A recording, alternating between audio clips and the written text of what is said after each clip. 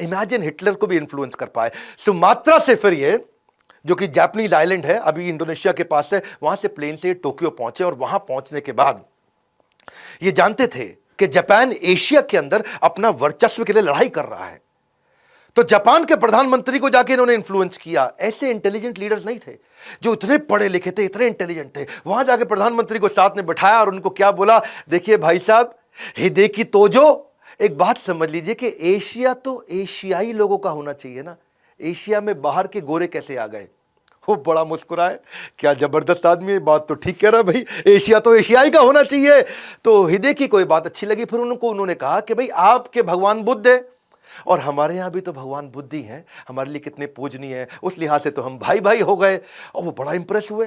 जापानी प्रधानमंत्री, उन्होंने जाके पार्लियामेंट में अनाउंस कर दिया कि हम सुभाष चंद्र बोस को पूरी मदद करने को तैयार है। भारत की आजादी की लड़ाई में जापान उनके साथ में। सुभाष चंद्र बोस जानते थे कि इनका इस समय सिंगापुर के साथ झगड़ा चल रहा है, सिंगापुर में अटैक कर रहे हैं। और सुभाष चंद्र बोस को मालूम था कि अंग्रेजों की सेना सिंगापुर में थी, वहां 85,000 ब्रिटिश सैनिक थे, जिसमें से 45,000 तो इंडियन थे।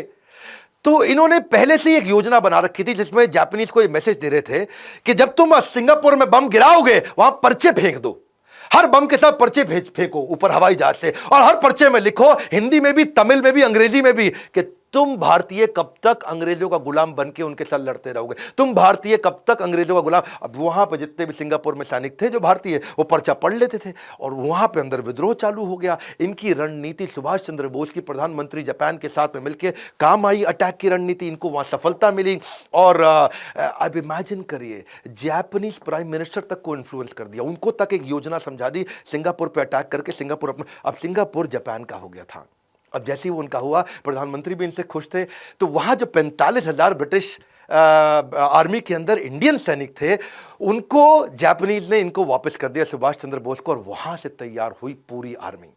रास बिहारी बोस जो वहीं पे इंडियन लोगों को तैयार किया करते थे, उनके माध्यम से नेताजी सुभाष चंद्र बोस को सौंप दिया गया और अब तैयार हो गई आजाद हिंद फौज।